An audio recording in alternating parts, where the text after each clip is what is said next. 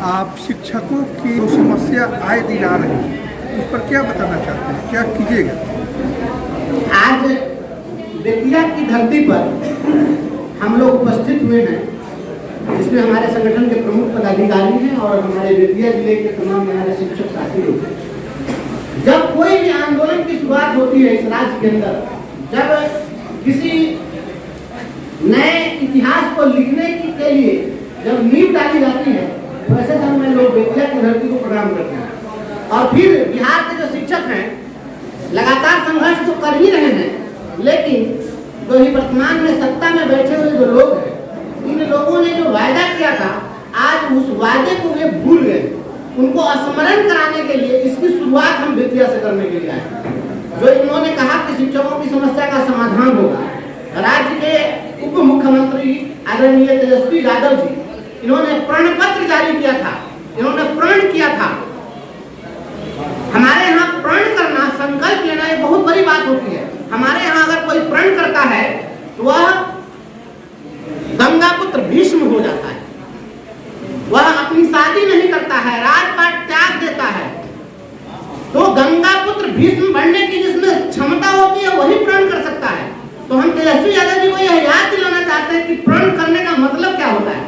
आपने अपने प्रण पत्र में डाला चुनाव में, विधानसभा चुनाव में, कि जब हम सत्ता में आएंगे तो जो यह नियोजन का कलंक है, जो संविदा की नीति का जो एक दुखद अध्याय है, हम इसको समाप्त करेंगे और राज्य के तमाम नियोजित शिक्षकों को हम राज्य कर्मी का दर्जा देंगे, इनको समान काम का समान वेतन देंगे। और आपने कहा था कि हम पुरानी पेंशन देंगे, और आज क्या हुआ? कहा था कि हम जब आएंगे तो पहले कैबिनेट में इसको करेंगे, हमारा पहला सिग्नेचर इसी संचिका पर हो।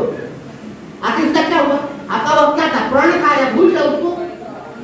हम यह याद दिलाने के लिए आए हैं। अगर आपने वायदा किया, आपने प्रण किया, शिक्षकों को विश्वास दिलाया, और यदि आप उस चीज को भूल गए हैं या विश्वासघात कर रहे हैं, तो शिक्षकों ने आप पर जब विश्वास व्यक्त किया था, तो चुनाव में जितना बैलेट हुआ था उस बैलेट में आपको हम जिता कर भेजे थे, तो फिर आपको जमीन पर लाने की भी औकात रखते हैं। बिहार के शिक्षक आपको यह चेतावनी भी देने के लिए मीटिंग बुलाए। बिहार के शिक्षकों की किसी समस्या का समाधान नहीं हो रहा है। अधिकारी नंगा नृत्य कर रहे हैं, नंगा नृत्य पर उतरे हुए हैं। सारे लोग केवल वसूली एजेंट बन करके रहते हैं। पुलिस वाले लोग सड़क पर ट्रक वाले को घेरते हैं तो 10 रुपया 20 रुपया लेते हैं। यहाँ करोड़ों करोड़ की वसूली हो रही है। इस नंगा नृत्य में आपके शिक्षक भी मिले हुए हैं। हमारे जो शिक्षक मिले हुए हैं वह वास्तव में वह शिक्षक नहीं है, वह वास्तव में शिक्षक नहीं है। वो कैसे लोग, मैं आपको बताता हूँ, वह वैसे लोग हैं जो लोग खुद गलत हैं। किसी कारण से इस सिस्टम के गलत व्यवस्था के कारण ऐसे लोग आ गए शिक्षक बन करके। जो शिक्षक बनाने की जो गलत जो इनका सिस्टम था, इनकी नीति थी, उसके कारण वे लोग आए। और वे लोग आकर के जिसका जो चाल चरित्र रहेगा वो वही करेगा। जो शुरू से चोरी करने, दलाली करने का काम किया वो आ जाएगा वही करेगा। तो ऐसे लोगों को चिन्हित करके, और दूसरा आप जिनको कह रहे हैं कि शिक्षक कर रहे हैं, वो शिक्षक क्यों करते हैं? ऐसे शिक्षक किसी न किसी कारण से उनका कहीं सेवा में फॉल्ट है। आप मान लीजिए कि वो फर्जी सर्टिफिकेट पर बहाल हो, मान लीजिए उनके नियोजन में कहीं ना कहीं कुछ अनियमितता है, उसको ही पदाधिकारी लोग पकड़े हुए हैं। और पदाधिकारी कहते हैं कि तुम मेरी दलाली कर रहे हो, हम तुम्हारे खिलाफ कार्रवाई कर देंगे। वो दबाव में भी कर रहे हैं, यह भी हकीकत है। तो ऐसे लोग वो भी हमको चिन्हित करके कार्रवाई करनी चाहिए। अभी देखने को मिल रहा है आपके यहाँ कुछ शिक्षक नेता यहाँ का है, हम संघ का नाम नहीं लेंगे, उसको नहीं बताएंगे, ताकि उनके लिए जो 77,000 फर्जी शिक्षक बताया जा रहा है, जो अभी तक उनका कोई फोल्डर नहीं मिल रहा है, 77,000 बिहार में है, उनके साथ क्या हो रहा है देखने को मिल रहा है कि उनके लिए काम धेनु साबित हो रहा है। बिल्कुल हो रहा है। मैं तो कह ही रहा हूँ कि करोड़ों करोड़ की उगाही हो रही है। और अगर इसकी अच्छे से जांच हो जाए, इस चीज की पूरी पारदर्शिता के साथ यदि जांच हो जाए, तो निश्चित रूप से यह बहुत बड़ा घोटाला होगा। बहुत बड़ा, हमको लगता है चारा घोटाला से बड़ा घोटाला इसमें साबित होगा। इसकी जांच तो कराए। सरकार भी जांच नहीं कराना चाहती है। हम तो चाहते हैं, हम जांच के पक्ष में हैं। जो हमारा वास्तविक शिक्षक है, गलत शिक्षक जो है वह हमारे समाज से अलग हो जाएगा, तो फिर उसके जगह कोई शिक्षक ही बनकर आएगा, वह हमारा होगा। हमको इसमें कोई आपत्ति नहीं है, यह होनी चाहिए। लेकिन जो सही लोग हैं उन लोगों को अगर प्रताड़ित किया जा रहा है तो यह बहुत दुखद है और इसको बर्दाश्त नहीं किया जाएगा। अभी एक शिक्षिका बहन यहाँ जो बोल रही थी कि हस्बैंड लखीसराय में पोस्टेड है, वह यहाँ पर है। हस्बैंड इकलौता है भाई में, बूढ़े माता पिता हैं। माननीय मुख्यमंत्री जी यह कहते हैं कि माता पिता की सेवा जो नहीं करेंगे उन पर हम कार्रवाई करेंगे, उसके लिए कानून बना रहे हैं। लेकिन कार्रवाई तो सरकार पर होना चाहिए था कि अगर कोई बेटा चाह भी रहा है तो वो नहीं कर पा रहा है सरकार की गलत नीति के कारण। तो सरकार की जो गलत नीतियां हैं इसके खिलाफ सरकार दोषी है। ऐसे लोग स्थानांतरण नहीं हुआ। मैं आपको बताऊं कि 2005 में 2003 में शिक्षा मित्र के रूप में बहाली हुई। बहुत सारी अनमैरिड लड़की थी जो अपने माता पिता के साथ थी, उनकी बहाली हो गई। अब बहाली होने के बाद में आज तक स्थानांतरण नहीं हुआ। 20 वर्ष से लोग नौकरी कर रहे थे। 2003 में आए थे, 23 चल रहा है, 20 वर्ष हो गया। 20 वर्षों से वह नौकरी कर रही है। अब आप जरा इस कालखंड को देखिए, जो उस समय में कम से कम 18 साल की थी तब बहाल हुई। 18 साल से कम में बहाली नहीं हो सकती थी। उसके बाद उसकी शादी हुई 20-22 साल की उम्र में, और 20-22 साल की उम्र में शादी के बाद में अगर उसको कोई संतान जन्म लिया, बेटी जन्म ली, आज वह बेटी आज 20 साल की हो चुकी है, 18 साल की हो चुकी है। अब वह शादी करने के जो है उसकी शादी की तैयारी चल रही है। अब बताइए कि वह आज से 20 साल पहले जो बेटी अपने मायके में थी वह तो विदा नहीं हुई, उसकी बेटी भी अपने दादा दादी के पास नहीं जा सकी, उसकी भी विदा, उसको विदा कौन करेगा? वह अपने दादा दादी कहां से विदा नहीं हो पा रहे, अपने नानी कहां से विदा होगी? कौन जिम्मेवार है? इतनी संवेदनहीन सरकार है। हम ऐसी सरकार की घोर निंदा करते हैं और मांग करते हैं कि इस कलम को समाप्त करिए और तमाम शिक्षकों को राज्यकर्मी का दर्जा दीजिए और सभी को मनचाहे स्थान पर उनकी पोस्टिंग करिए। यह नियम भी होता है कि अगर हस्बैंड और वाइफ एक ही सेवा में है तो उनको आसपास बहाल किया जाता है, उनको एक जगह पोस्टिंग करने का प्रोविजन है। हर किसी को हम नौकरी क्यों करते हैं? अपने परिवार के लिए, अपने बाल बच्चों के लिए, अपनी खुशहाल जिंदगी के लिए। अगर जिंदगी ही बदहाल हो जाए, अगर हम घर से निकले तो चिंता लेकर निकले कि हमारे माता पिता का क्या होगा, बीमार बच्चे का क्या होगा, तो फिर विद्यालय में जाकर वो क्या करेगा? मानसिक रूप से जब तक विद्यालय में नहीं पहुंचेगा तो झूठ के विद्यालय में आप बायोमेट्रिक भी लगा दीजिएगा, कुछ नहीं होगा। शरीर उपस्थित हो सकता है, मन मस्तिष्क उपस्थित नहीं हो पाएगा। मन मस्तिष्क के साथ, पूरी आत्मा के साथ हम अपना कंट्रीब्यूशन तभी दे सकते हैं जब हम पूर्णतः संतुष्ट होंगे, हमको किसी प्रकार की चिंता नहीं होगी। चिंता रहे शिक्षक ही वह ज्ञान दे सकता है और वह ज्ञान पथ का निर्माण कर सकता है। यह सरकार राजपथ बनाने में लगी हुई है। राजपथ बनाने से कुछ नहीं होगा, ज्ञान पथ को दुरुस्त करना पड़ेगा सबसे।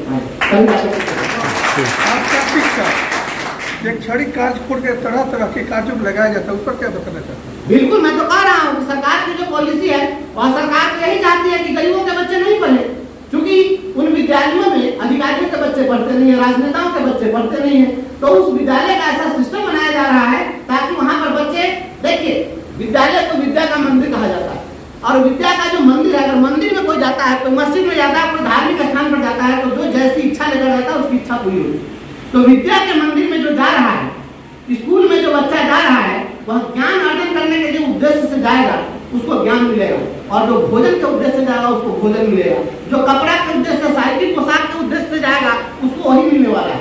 सरकार चाहती है कि इनके मन मस्तिष्क में यही रहे कि वह विद्यालय जो है अनाथालय बन जाए। जो विद्यालय पाठशाला था वह पाठशाला में तब्दील हो गया है। कभी आपने सुना विद्यालय में अंडा वितरण का क्यों? और जितनी सरकारें थी वो शिक्षा देती थी और यह सरकार अंडा देती है। अंडा देने वाली सरकार है, इसको सोचिए। सरकार जब अंडा देती है, शिक्षा नहीं देती है। और यह सिस्टम बनाया है इन लोगों ने। विद्यालय में इन्होंने क्या बना कर रखा है? हमारे शिक्षक जनगणना करेंगे, हमारे शिक्षक इनका वोटर लिस्ट ग्रुप करेंगे। प्रत्येक प्रखंड में ऐसे 1 दर्जन से कम शिक्षक नहीं है जो विगत 1 दशक से प्रखंड मुख्यालय में प्रतिनियोजित हैं, और ये वीडियो कर रहे हैं। और वीडियो शिक्षा विभाग का पदाधिकारी नहीं है, शिक्षा विभाग के पदाधिकारी में वीडियो कंट्रोलिंग में नहीं है, इसलिए हमारे डीओ भी चाह करके उसको कार्रवाई नहीं कर सकते हैं। वह डिटेक्शन क्या उसको रद्द नहीं कर सकते हैं, क्योंकि नियोजन इकाई का हेड वीडियो है, जो हेड है वो अपना डिटेक्शन करा करके अपने घर पर खाना बनवा रहा है शिक्षक से, झाड़ू करवाए, चाहे वो दलाली करवाए, ये सरकार कर रही है। हमारे शिक्षकों से कोई भी शैक्षणिक कार्य नहीं लिया जाता है। तमाम शिक्षकों को केवल और केवल पठन पाठन की जवाबदेही है। ये तमाम जो काम करना है इसके लिए बहुत से शिक्षक आपके अंडा और फंडा पर माथा भड़कवा लिए हैं जाकर के स्कूल पर, क्या बताइए? चलिए बिल्कुल, तो यह तो होगा ही ना। मेरा कहना है कि जिसको जो भूख होगी, शिक्षा वही व्यक्ति ग्रहण कर सकता है। नहीं, एकदम वाजिब सवाल है। शिक्षा वही व्यक्ति ग्रहण कर सकता है। संस्कृत का एक श्लोक है, श्रद्धा वहां लभ्यते ज्ञानम। शिक्षा के लिए सबसे पहली शर्त है श्रद्धा। अगर श्रद्धा हो जाए तो पत्थर की मूर्ति बना करके, मिट्टी की मूर्ति बना करके कोई एकलव्य बन सकता है। अगर शिक्षक गुरु अगर ज्ञान न भी दे और श्रद्धा हो तो अर्जुन से बड़ा धनुर्धर बन सकता है। लेकिन यहाँ तो श्रद्धा को समाप्त कर दिया गया। शिक्षा ग्रहण करना हो तब ना श्रद्धा होगी। अंडा लेना हुआ तो गुरु जी से क्या श्रद्धा होगी? कबार फोड़ देंगे, तलवार लेकर के। अररिया में घटना घटी है, वहां पर बच्चे का पोशाक का पैसा नहीं मिला, छात्रवृत्ति का पैसा नहीं मिला, तो तलवार लेकर गार्जियन पहुंच गया। बच्चा को भेजेंगे नहीं, सरकार कहेगी कि 75% से कम उपस्थिति वाले को सुविधा नहीं देना है तो क्या होगा, तो शिक्षक पर तलवार चलाया जाएगा। ये सरकारों को सोचना चाहिए कि आखिर आप क्या करना चाहते हैं। शिक्षक तो शासक में विद्यालय शिक्षा समिति जाकर के शोषण कर रही है।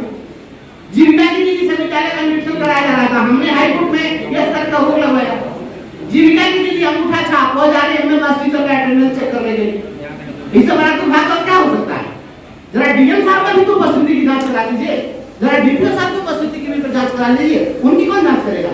जीविका की दीदी, इतना दीदी लोग बहाल हो गई हैं यहाँ सरकार के जितने नेता लोग हैं, इतनी दीदी हो गई हैं, पता नहीं इन लोगों को क्या लगता है वोट बैंक की राजनीति हो रही है और कुछ नहीं हो रहा। सबको तुष्टिकरण में सरकार को बस लगी हुई है, बस सब राज्य में चलते चलते और शिक्षक को जो हटाया जा रहा है उस पर सेवा कर दिए, उस पर क्या बताएं।